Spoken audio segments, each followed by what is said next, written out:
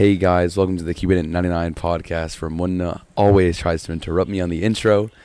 And this is episode 3 of the mental health series, the final episode, and it's just me and Mena. As you can tell, we're wearing some funky headphones, so now we can hear ourselves, and it's really trippy. And hopefully, the audio's better. So speaking of hearing your own voices in your head, Mena.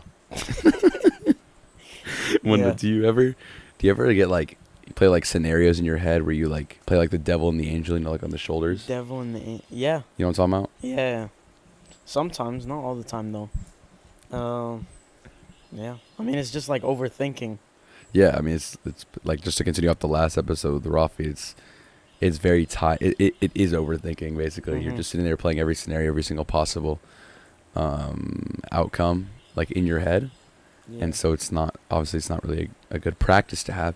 But sometimes, you know, like, it's called like the devil's advocate, I think. Something like that. I don't know. Well, anyways, sometimes I feel like it is still like important because you get this, like, it allows you to think of both the positive and the negative of every solution, which isn't necessarily a bad thing. But yeah. Nice. Nice. All right, so we're going to move on to the real topic of this episode of the mental health series, which is accepting the uncontrollable, or accepting reality. So, Mona, what are your thoughts on accepting reality? How do you personally accept reality? You just accept it. Like, you can't change reality. There's nothing you could do about it. So you just accept it. So you just like move on. Like, do you have any tips for people that want to, you know, like, accept reality or like accept like what they can't control? You just go along with it. You can't do anything. You can't control the uncontrollable. Oh, you sound like Andrew Tate right now. You just want to be Andrew Tate right now. You can't do anything about it. That's true. What can you do? Nothing. Exactly. But I feel like a lot of people, like, it's easy to say that, and it's easy to be like, yeah, like, you can't control anything, and so why are you thinking about it? But in reality, it's something that, like, affects a lot of people because it's like, it's not easy just to, like, put things past you. No, it's not. Yeah, at all. So what would you define as uncontrollable? Ooh, something uncontrollable. Something you can't do anything about it. Like, that's exactly what it is. Okay, I'm talking about like an actual example. Okay. Like, give me a practical example. Being sick. You can't control being sick. It's true. Or someone's death. That's true. Someone's death. You can't control that. That's 100% true. Death is obviously like one of the guaranteed things in life, is that one day you will die. Mm-hmm. And it's obviously like a very hard thing to cope with. Yeah. I don't know if you've had have you had any deaths in your family or friends? Yeah, but it was my grandpa 2 years ago. Okay. So how did you, if you don't mind me asking, how did you like get through that? Or did it not affect you that bad? It wasn't that bad. It didn't affect me too much. You just didn't like... I mean, I guess in the moment it was bad. Yeah, like in the moment. Like, what did you do in the moment to like separate yourself from the negative thoughts? Or did you just let it happen? I just let it happen. There was nothing I could do. Yeah, I feel like that's one way of approaching it, is just like letting it like bad things, just like letting them happen, knowing that it's going to be like fine, like one day it's just going to go away. Yeah. But a lot of people struggle with that mentality just because like having those like negative emotions is like obviously really hard, even in the moment, even if you know it's just for a short period of time. And a lot of people resort to like either positive or negative things to like remove that like sad feeling from them. So what would you suggest to someone? I know I'm asking you a lot of questions because I want you to talk. What would you suggest to someone who's like struggling to put something past them? Like, what is something you practiced or that like you think you can practice to remove those sad negative emotions from you? Like, what is something you do about it? You could talk to someone, but I don't usually talk about my feelings, but that's always an option. What would you do? What would I do? I don't know. You would go to the gym probably? Yeah, I mean, I don't talk about emotion.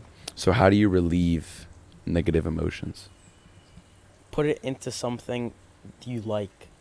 So like take that energy and like... And yeah, take that energy and improve in something. I like that. That's a good answer. Mm-hmm. I feel like one of the one of the hardest things to do in life is to not just like let things happen and just let it like sink in. Is to really like take the negative things and turn them into positive things. It's one of the most powerful things you can do, but it's like really hard. It's easier said than done. 100%. 100%. And so, ask you another question. Yeah. When you're done with your water, I'm asking. I'm kidding. No, you can't. So, when it comes to uncontrollable things, you know, like natural disasters, deaths, you know, in the family, stuff like that. What do you think is like what do you think is like the hardest part or the hardest step? What's the hardest step in overcoming uncontrollable things? Accepting the fact. But I feel like that's the first step. I mean, but that's the hardest. You can't accept that someone's gone. That's true. You can't, you can't just do that. Yeah, so I was talking with Rafi the other day, who was also on this podcast in the last episode. If you did not check that episode out, or the other episode he was on, up top right, so up there next to me, you can click on it. You can watch the 2 episodes. One of them was just a conversation. The other one was about overthinking. So you should definitely go click on that. But we were talking the other day about like uncontrollable things. It was like me and him, and he said something that like stuck, and it's like, you will never be able to accept things that are uncontrollable if you don't have peace, like inner peace. You'll never be able to just look past things and move on if you don't have inner peace. So, my next question for you. No, my next question is, how do you define inner peace? Oh, that's what I was going to ask you. Oh. So fair enough. Inner peace. So, I feel like inner peace is very complex. Obviously, from a Christian standpoint, peace is one of the fruits of the Spirit. So by working on, your spiritual health and all that, you attain inner peace. And a very good example of inner peace that I like to use is my dad. Like nothing phases him. Like he's always chilling. Like he doesn't, positive, negative, he's always like at peace. Like there's like nothing like shakes his peace. And so how I would define peace is like you're in a state of mind where you can make decisions, where you can control yourself. And no matter what happens, you're always like it's almost like you're always in control. You always know what's going on. You're always able to like take the steps required to keep yourself in a place where you're at a like mental standpoint where you can actually think through things. Because a lot of people, when harsh times go through them, they can't control. They fall into despair, like depression, stuff like that. And they lose like their train of mind. Like they can't actually think straight. And so I feel like what inner peace does is that it allows you to think clearly at all times. So I'm gonna rebound the question to you. How would you define inner peace? Personally. Give me a personal definition of inner peace, not just the dictionary inner one. Peace. I've never thought about it, but I think inner peace is dude, I don't know, like no tension between your body. Something like that. Like, sorry. A good spiritual life. That's how I define peace. So like inner peace is like no like sorry. Like no inner tension? Yeah. Like no like hatred, no like towards yourself. Yeah. Mm-hmm. No grudges, no nothing. Yeah, and I feel like that stems from, we touched on this in the last episode, regret. Where inner peace is a lack of regret. Or regret is a lack of peace, like either way. So what is something in life that what is a thing you've done in life that you most regret? Or do you have no regrets? I mean, I do have regrets, but that you can talk about on the podcast. I think skipping my 8th grade year and doing it online. Oh, like you had a choice to go in person, you just had to go online instead? Yeah, I think that was my biggest regret. Interesting. What is your biggest regret? Mine? I have some. Let's see, I'm trying to think of one I can say on here. My biggest regret definitely is like, I'm gonna go with the same thing. I spent my sophomore year online.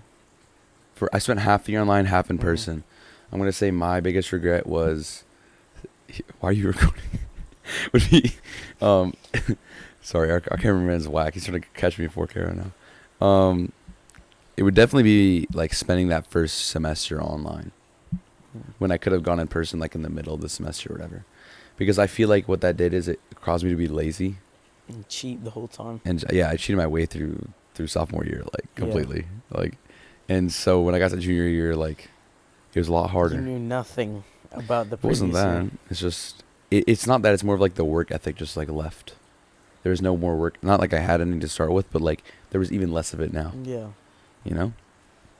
But back to the conversation about regret. I think that like regret is like probably the worst thing you can do yourself. Regret is like so bad for you because regret is basically like disliking yourself or holding a grudge against yourself for something that happened in the past, something that's uncontrollable. I feel like regret is, I wouldn't say a good thing, but I think regret, you need to have regret to understand what happened. Like, let's say you got in a crash or something. You have to understand what happened and regret it. You know what I'm saying? Yeah. So I feel like regret is not always a bad thing, but it's not a good thing. Yeah, and just to further that point, like the natural progression of like trauma Mm-hmm. is like first you like grieve it, then you like regret it, then you finally can accept it. Yeah. Like you have to be able to like grieve. Like you can't just accept and move on, because like we're humans, we have emotions, so we have to have a period of time where we grieve and where we it depends on like the situation. Sometimes regret, sometimes don't regret, and then we can accept. And like that is shown like, you know, in the church rites for like a funeral. Like you don't have a funeral the next day, because that's the funeral is a sign of like accepting what happened. You can't accept the death right then and there. Yeah, like you have a period of time, sometimes like 3, 4, 5 days, whatever, and you accept condolences up until that point. At that time, it's over. There's no more condolences. The day of the funeral, that's it. And the reason why, like the wisdom of the church is like, you can't just keep on grieving. You can't just keep on wishing it was you. You know, you gotta, you know, pick it up and move on, because you have a life ahead of you. So. That's why they like,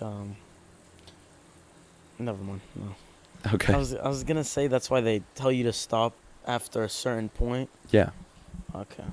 It's to train that muscle of like, your life's not over. Mm-hmm. Their life is, but yours isn't. You Yeah. know, keep going, keep like fighting the good fight type of thing. So it's been we had 2 episodes of this mental health series. This is the 3rd one. Yeah. What did you learn? What did you learn the most in these? Dude, mental health is very important. Super. Like at first I didn't realize it until we like did the research and like dug deep into it and did these episodes. So I think one thing I've learned is that mental health is really important to a human. What have you learned throughout this What have I learned? series? I've learned like if you go through the last episode, like so something that I learned the most from this series is mostly like what does mental health mean? Because mental health, a lot of times you think about your own mental health and you don't really think about others, like other people's mental health. And so just getting different perspectives on what mental health means to certain people really opens your eyes, because for every single person it's different. You know, like for me, mental health is like is a state where I'm not worried about everything. Whereas for someone else, it might be that they're not sad, or someone else it might be that like they're in a good spiritual standing or in a good physical standing even.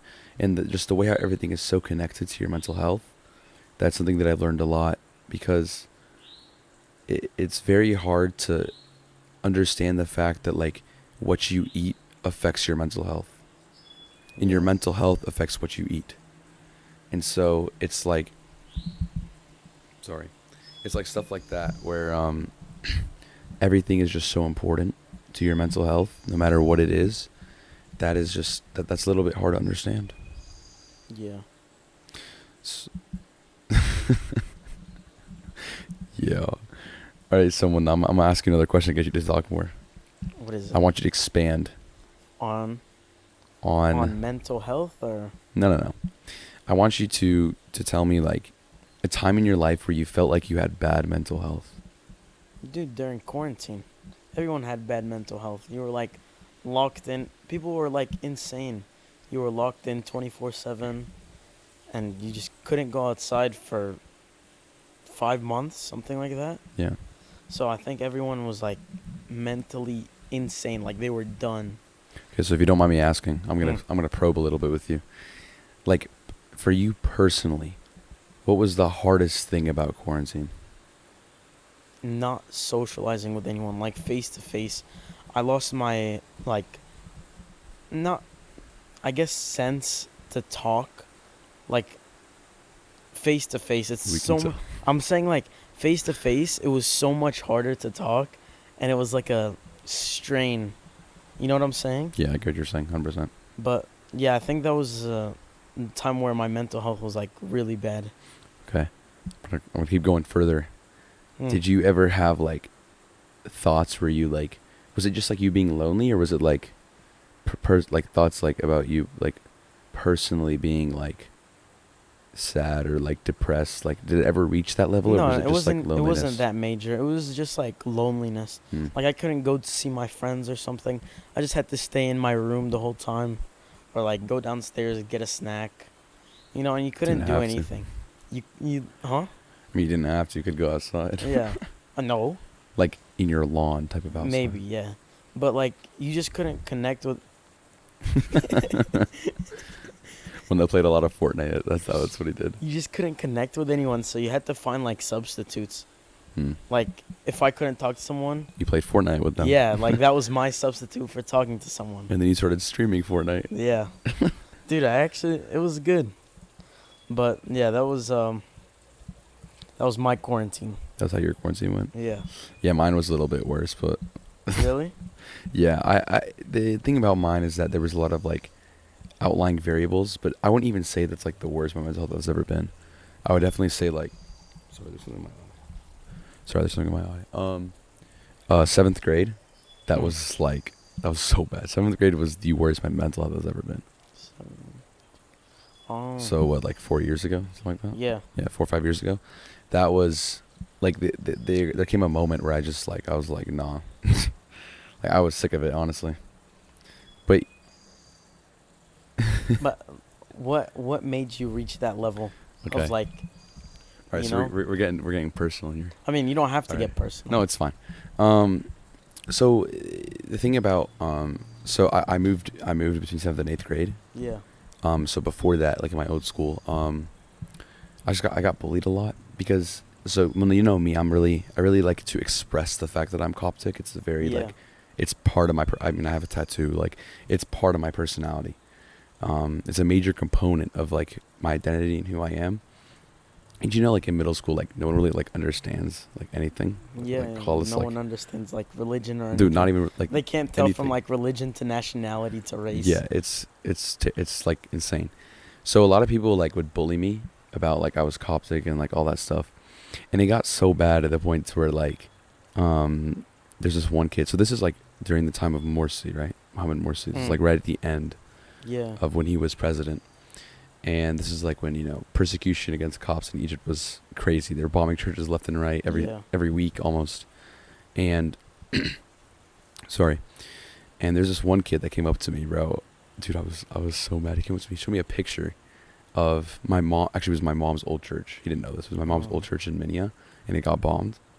And he was like, "This is where you came from." And dude, I beat him up like, Really? yeah. I got like 4 days of ISS or something like that. Like I was so mad. And at that moment, I realized like, this can't get worse. Like this is like I was so.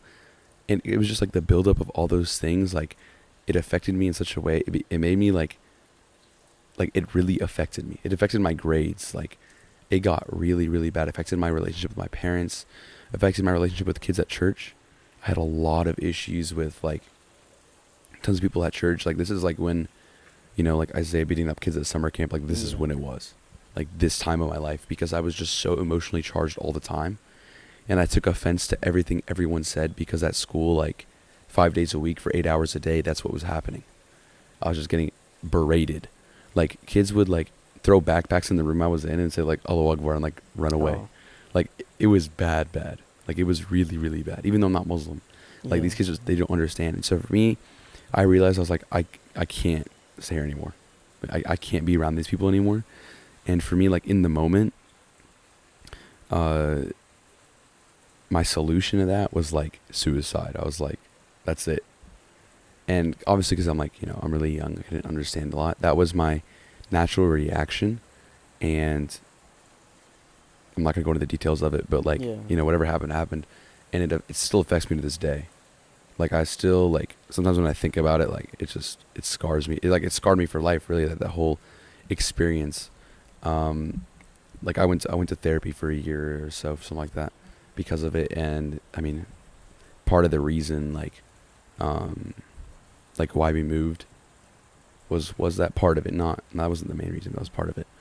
And just a lot of things, like, there was so much negative energy that, like, I just had to leave, whether that was, like, I had to physically remove myself from the place. So, sorry to be a little bit sad there, but we'll make it positive, because, like, I moved here and I found a lot of new friends at school, and my relationship with my parents has gotten a lot better, and relationship with God's gotten a lot better. I'm in a happier place. The podcast has even made it even better. This is probably the happiest I've been since then. Really? Like, before that, obviously. It's good to hear. Yeah, so thank you, Mona. Thank you to all you guys for supporting this. But yeah. That was deep, dude. All right, so we're going to make it a little bit happier so we can end on that. Yeah, so we just can continue through a happy note. So how would you define joy? Joy. Because joy is the opposite of, like, sadness, right? Yeah. Oh, here's a conversation. The difference between joy and happiness. What is happiness and what is joy? I think happiness is a feeling. And what's Like, joy then? Okay. Happiness is a temporary feeling. Like, you get something you want, you're happy for X amount of hours, days. But I think joy is like It's like a long term? It's like a long-term happiness. Like, you found joy within yourself, or that it's like an extended happiness. Okay. But yeah, I think that's the difference. But happiness is definitely just a temporary feeling that will fade away after a couple days. I agree with I agree that happiness is very, very temporary. But joy, I feel like, is more of like it's more of like a lifestyle. A joyful lifestyle. Like Okay. being joyful is a lifestyle. It's like I feel like it's very tied into peace. Like, you're always at ease. It's not you're always happy, but you're always, like, uplifted. Like, nothing can really, like, that's like, you can't be pessimistic. You're always optimistic, which plays a big role into mental health, because, like, if you're a very pessimistic person, you're more likely to, like, have mental health issues. Because if you're always thinking of bad things, negative things, the worst that could happen, all that stuff, like, you'll never be able to see the good things. But how do you exactly find joy? Because you could have happiness, but how do you find joy? So the only way to find joy is, like, through your relationship with God, basically. That's how you find joy, is your relationship with the church, relationship with God. You, like, always, because joy is a fruit of the Spirit. Joy is a virtue. Yeah. So it's one of those things that it comes with the package. Like, like they say, it's the fruit of the Spirit. Yeah. It's not the fruits of the Spirit, it's a fruit. They all come as one. Like love, joy, peace, long-suffering, kindness, goodness, faithfulness, gentleness, self-control. They're all one thing. Mm-hmm. They're all in one package. And if you think about it, they're all very, very connected. In order to be gentle, you have to be loving. In order to be kind, you have to be loving. In order to have love, you have to be joyful. In order to be joyful, you have to have patience. In order to have patience, you need self-control. You need self-control, exactly. They're all connected. Yeah. In order to have self-control, you have to love yourself and love God. So it's on the end, it's all very, very connected. And so that's where it comes from. It comes from the Holy Spirit. That's where you find joy. What about for non-Coptics? Can they find joy too, or? For non-Christians? Yeah, non-Christians. Could they find don't joy, find or? They don't find true joy. They find just joy. find temporary joy? Which is effectively happiness, yeah. Mm. Because the thing about the church, right, is that, like, obviously as members of the church we believe in the church, and so and we believe that's the truth. Mm-hmm. And so whether you're Christian or not, the truth applies to you. You know what I'm saying? Yeah. So that's what we believe, is that it's just the truth. You know? So would you say for a non-Christian, joy is like objects? I mean, I just feel like they don't. You can't. And I'm not saying all Christians obtain joy either. Yeah. I just feel like joy is something for those that push themselves spiritually to a different level. I haven't reached that. Mm-hmm. Most of us haven't. It's a very select few. It's people that put the effort, the time, and it's a lot. It's not easy, and again, that takes a mental toll on you. Yeah. There's been times where I don't want to go to church. Like in 7th grade, so here's a story. So you know how I go to Tisbah every week? Yeah. So that started in 7th grade. That's when that started. I had a lot of issues with George. Actually, I know he's okay with me talking about this, by the way, because he's fine with it. I had a lot of issues with him. We used to like pick at each other all the time. We used to bully each other all the time, and I did not want to go to church when George was there. Like, and I would have So it got arguments. that bad? Yeah, I would not go to church. Like, I would refuse to go on Sundays. But my parents were like, tell you, we go Saturdays because he's not there. And I said, okay. And I started going, and like, thank God the group that was there, like those college kids, I owe a lot to them, because like they're the reason I'm still in the church, basically. Because they accepted me. They accepted the annoying 7th grade Isaiah, and let me like pray with them, like Tisbah. And so that's how I started going to Tisbah now. I go every week. So did you stop going to liturgies on Sunday? I didn't. Back well, then? my parents made me, but like, okay. I really did not. I would do anything I could to not go, like anything, until it took a few months after. It was probably like mid 8th grade before I started wanting to come again. And now I go all the time. But so it's not always rainbows and butterflies for people that go to church. Like, God said there will be tribulation, there will be hardship, right? Like, it's in 1 Corinthians, I think so, one of them is, like, St. Paul says he rejoices in his tribulations. Like that's I feel like that's the, like, in Christianity, mental health illnesses, they're real, but they can be limited. How? They can be limited because, like, depression, all those things, a lot of it is playing yourself in your own head. A lot of it is playing scenarios in your own head. And even for me, that's what it was. Like, I thought so many more people hated me than actually people that hated me. And so it's by creating, and I'm not saying, like, I'm not invalidating anything. Like, I agree, like, they are issues, and it's something that society as a whole we need to work on. And by bullying someone, yes, you can lead them down that hole. Yes, you can push them down that hole. Because when you do that to someone, you basically force their brain to think in that way. You basically force them to think that no one is there for them, no one likes them. And it's when that those feelings pass the rational mind, and you start thinking irrationally, that suicide comes into play, depression comes into play, those things come into play. Okay, so you said something about depression, like it's just you playing with your own mind. A lot of it. I'm not saying everyone's depression. But most of it is. So, can't you avoid depression? Yeah, and that's, again, like, it's all about your mindset, and that's why you look at the apostles in the first century church. I'm not saying they weren't ever sad, or they never had thoughts of, like, depression or suicide. I'm not saying that.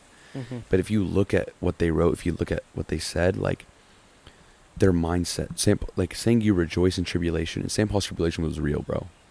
Like, it was bad. Like, this dude was getting whipped daily. Like, he was getting thrown in prison. He was getting, disrespected. He got his head cut off. Like, it's not like it was easy stuff for him. He was constantly getting, put in places that we've never been in before. But he rejoiced in it. And it's that mindset, it's that positivity and optimism that goes a long way.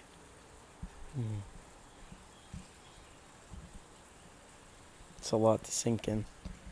It is. That's why, like, That's why we split this over 3 episodes. Honestly, we could talk about this forever, but I couldn't, but you guys can. You and the guests.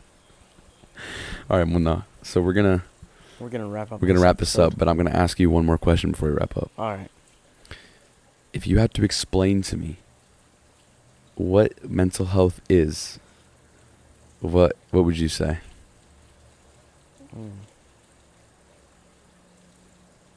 Illness within yourself. No, like mental health. Yeah. Mental health. Mental health illnesses are yes. Okay. Okay. Mental. Like what encompasses as mental health? Like what it falls under that umbrella?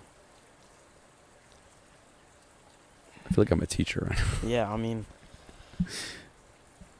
your mindset can affect your mental health, but mental health itself is something within your brain. It is a hard question. Yeah. Mental health is like it's everything that passes through your mind, all your thoughts, all your emotions, feelings, everything. Mm-hmm. Mental health it's like your physical health. Your physical health, what is it? It's everything. It's your whole body. Yeah. You know, emotional health is all your emotions. You know, spiritual health is everything you do spiritually. So, mental health it's very important. That's why we did this. It's very important. It affects every aspect of your life. I can say that from personal experience. Yeah. I don't know. I enjoyed these talks. Yeah, they were good. They weren't that bad. They were pretty good. We should do more series in the future. We are. And it's just one thing like what Rafi said last episode about the monk. Oh, I forgot what his name was. His name started with an A, and it wasn't Anthony. It was what, Antonios el something? Or Yeah, was it something il like Antonios? That's what I thought. Yeah. Something like that. But like that story that he said, that really shows like, that was like about like not overthinking. But also you can take that story and think about like God always protects you, mentally, physically, like emotionally, and so I feel like that's the biggest takeaway we can take from this series is like your mental health is important. Work on it, and the best way you can work on it is just spiritually. Yeah, just throwing everything at God because He is not just gonna let you hanging. He's not gonna leave you hanging. Mm-hmm. That's gonna wrap up the episode. That's gonna wrap it up. Let's wrap up the series. If you enjoyed this series, please leave a like, and comment, subscribe, do everything, and give us some suggestions for some different series. I have a few in mind, but please give us some suggestions, things you guys want to see, and yeah, that'll wrap this up. Thank you.